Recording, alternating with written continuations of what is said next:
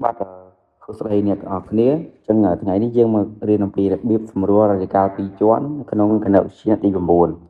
ចឹងនៅពេលដែលយើងមានលំហាត់ប្រភេទនេះតើយើងគណនាវាធ្វើម៉េចតោះអញ្ចឹងដើម្បីធ្វើលំហាត់នឹងបានយើងត្រូវប្រើរមុនម្យ៉ាងគឺប្រើរមុនបាទមុននេះណារមុន a ការ៉េបូក 2ab បូក b ការ៉េបាន a បូក b ទាំងអស់ការ៉េតោះអញ្ចឹងដើម្បីធ្វើវាបានអ្នកនរត្រូវការចេះឆ្នៃវាបាទអញ្ចឹងមើលតទៅអញ្ចឹងខ្ញុំសូមគូរបាភាគមុនបាទហើយគូចេះមក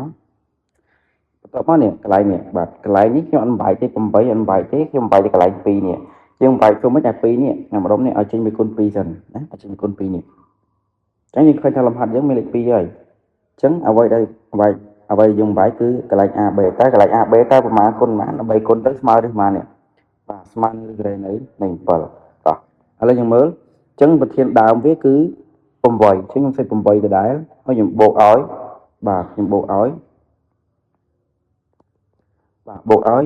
2ដងបាទកន្លែងរឿង7យើងដឹងរឿង7ស្មើម៉ាគុណម៉ារឿង7យើងអាចបែកបានម៉ាគុណម៉ាឬ7យើងអាចបែកបានថា7គុណនឹង1អញ្ចឹងកន្លែងរឿង7នេះបាទកន្លែង7នេះខ្ញុំអត់សេ7ទេខ្ញុំសេដល់រឿង7គុណនឹងម៉ាគុណនឹង1អញ្ចឹងយើងអាចសេបានថាម៉េចដាក់ពណ៌ចូលទៅបានរឿង7គុណឲ្យ1បាទពេលនេះយើងបាន2អីគេនេះយើងបាន2គេនេះយើងបាន2គេបាន2ដង a b អញ្ចឹងបែរថា a យើងស្មើនឹងរឿង7ហើយ b យើងស្មើនឹង1បាទបន្ទាប់មកយើងយកមកចំនួនកន្លែង a ការ៉េនិងកន្លែង b ការ៉េទៅយើងនឹងអាចបំបែកឃើញកន្លែង8បានមកបុកមកហើយតោះទៅទៀតចឹងបន្ទាប់បានប៉ុណ្្នឹងហើយយើងយកមកចំនួនកន្លែង a យើងគឺយើងស្មើប៉ុន្មាន a យើងគឺស្មើរឿង7អញ្ចឹងវាទៅជាឬការ៉េនៃ7ការ៉េដោយសារ a ការ៉េអញ្ចឹងវាជាឬការ៉េនៃ7ការ៉េបាទ7ការ៉េ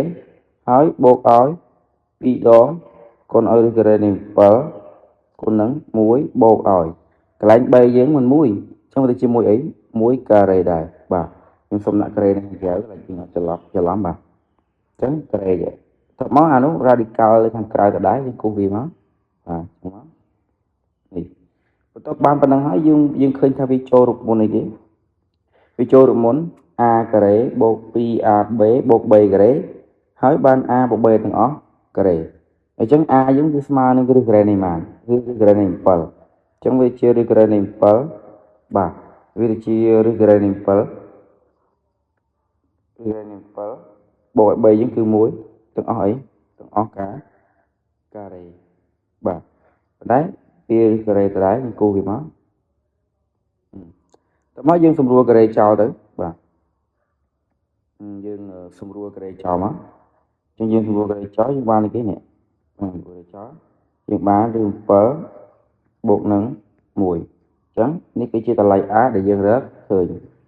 ចឹងបើសិនជាអ្នកនរគ្នាមានចម្ងល់ទៅនឹងលំហាត់នេះអាចខមមិននៅខាងក្រោមវីដេអូបាន